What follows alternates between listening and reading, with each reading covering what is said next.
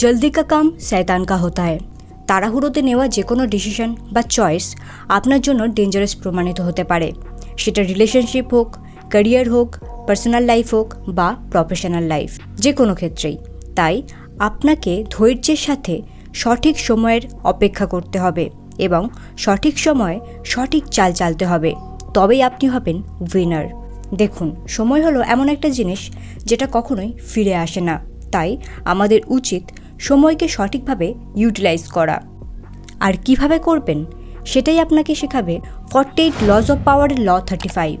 এটা বলে master the art of perfect timing.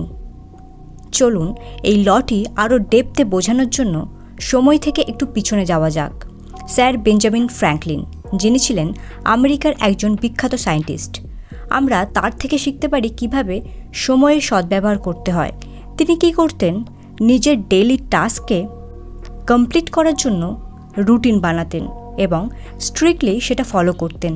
রোজ সকালে তিনি নিজেকে জিজ্ঞেস করতেন আজ তিনি কী ভালো এবং এফেক্টিভ কাজ কমপ্লিট করবেন, এবং রাতে শোয়ার আগে লিখতেন কী কাজ আসলেই তিনি কমপ্লিট করেছেন। এইভাবে তিনি সময়কে ম্যাক্সিমাম ইউজ করতেন এবং প্রত্যেকটি দিনকে প্রোডাক্টিভ বানাতেন। তার এই টাইম ম্যানেজমেন্ট স্কিল তাকে হেল্প করেছে নিজের লাইফে বিভিন্ন ধরনের ইম্পর্ট্যান্ট জিনিস আবিষ্কার করতে এবং নিজের দেশের জন্য অনেক গুরুত্বপূর্ণ কাজ করতে। দেখুন, আমাদের প্রত্যেকের কাছে 24 ঘন্টাই রয়েছে, কারোর কাছে কিছু কম নেই, কিছু বেশিও নেই। আপনি যদি এই 24 ঘন্টাকে ম্যানেজ করতে পারেন, আপনি আপনার জীবনে যা চান তাই হাসিল করতে পারবেন। আর এই সময়কে ম্যানেজ করতে হলে আপনাকে ডিস্ট্র্যাকশন থেকে বাঁচতে হবে। ডিস্ট্র্যাকশনস হলো বিগেস্ট টাইম ওয়েস্টার। এখন আমরা জানব 4 ধরনের টাইম ওয়েস্টারের ব্যাপারে, যেগুলো আপনাকে আনপ্রোডাক্টিভ বানায়, সাথে গোল অ্যাচিভ করার পথে সবথেকে বড় বাধা হয়ে দাঁড়ায়।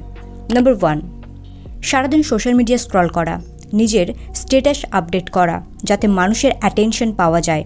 এগুলো থেকে বোঝা যায় যে আপনার লাইফে মিনিংফুল করার মতো কিছুই নেই, বা থাকলেও আপনি সেটাকে প্রায়োরিটি দিচ্ছেন না।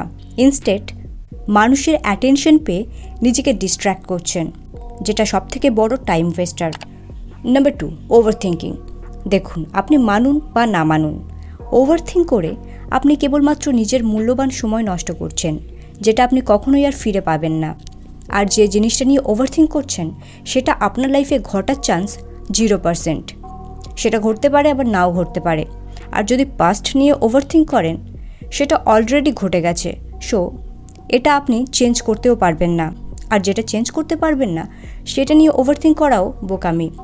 ওভার থিঙ্ক করার বদলে অ্যাকশন নিন, আপনি যে কোনো গোল সহজে অ্যাচিভ করতে পারবেন। Number 3, procrastination. এটা সময়ের সবথেকে বড় এনিমি। আমরা যখন কোনো কাজকে ডিলে করি, আমরা আমাদের মূল্যবান সময়কে আসলেই নষ্ট করি। তাই যখনকার কাজ তখন কমপ্লিট করতে শিখুন। আজ করনা হ্যায় তো আভি করনা হ্যায়।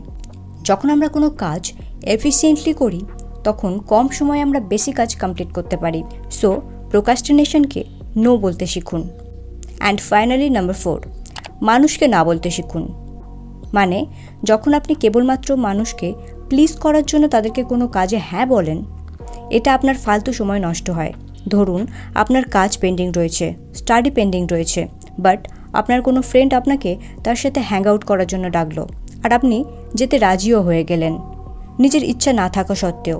এটাই আপনার biggest problem, biggest time oyster. So daily বেসিসে সময়কে কীভাবে ইউটিলাইজ করবেন সেটা এতক্ষণে আপনি বুঝে গেছেন, বাট বড় কোনো গোল অ্যাচিভ করতে হলে আপনি কী করবেন? ওয়েল, সেক্ষেত্রে আপনাকে মনে রাখতে হবে 3P রুল, অর্থাৎ প্ল্যানিং, প্রিপারেশন অ্যান্ড পেশেন্স। নিজেকে ডেইলি বেসিসে প্রিপেয়ার করতে হবে, ট্রেন করতে হবে, দেন প্ল্যানিং করতে হবে। মানে বড় বড় গোলকে ছোট ছোট স্টেপে ভাঙতে হবে এবং সেগুলো কিভাবে অ্যাচিভ করবেন তার সঠিক প্ল্যান বানাতে হবে। অ্যান্ড ফাইনালি আপনাকে পেশেন্স রাখতে হবে, সঠিক সময়ের জন্য ওয়েট করতে হবে। থিঙ্ক অ্যাবাউট অ্যান অ্যাথলিট, সে কীভাবে ডেইলি বেসিসে নিজেকে প্রিপেয়ার করে, যে তার প্রপার প্ল্যান বানায় অ্যান্ড দেন সঠিক সময়ের জন্য পেশেন্সলি ওয়েট করে, এরপর মাঠে নেমে নিজের 100% দেয়, কনফিডেন্টলি অপোনেন্টকে হারিয়েও দেয়, এন্ডে নিজে জিতেও যায়। আপনি কখনো ঈগলকে শিকার করতে দেখেছেন? দেখলে বুঝবেন সে কিভাবে শান্তভাবে বসে থাকে, শিকারকে অবজার্ভ করে। এরপর এমন টাইমে সে অ্যাটাক করে যখন শিকারের কাছে নিজেকে বাঁচানোর কোনো রাস্তাই থাকে না। আপনাকেও হতে হবে পারফেক্ট শিকারী, ঠিক ঈগলের মতোই। পেশেন্সের সাথে ওয়েট করতে হবে পারফেক্ট সময়ের জন্য, সঠিকভাবে অবজার্ভ করতে হবে, নিজেকে প্রিপেয়ার করতে হবে এবং শিকারকে অ্যাটাক করার প্ল্যান বানাতে হবে। এরপর সঠিক সময় সঠিক চাল চেলে বাজিমাত করতে হবে। ফ্রেন্ডস, এই ছিল ল নাম্বার 35। আশা রাখছি ভিডিওটি আপনাকে সময়ের গুরুত্ব, কিভাবে সময়কে আপনি নিজের কন্ট্রোলে আনবেন, সমস্ত কিছু সঠিকভাবে এক্সপ্লেন করতে পেরেছে। সো ভিডিওটি কেমন লাগলো অবশ্যই কমেন্টে জানাবেন এবং এই সিরিজের নেক্সট লগুলি জানতে অবশ্যই চ্যানেলটি সাবস্ক্রাইব করে নেবেন।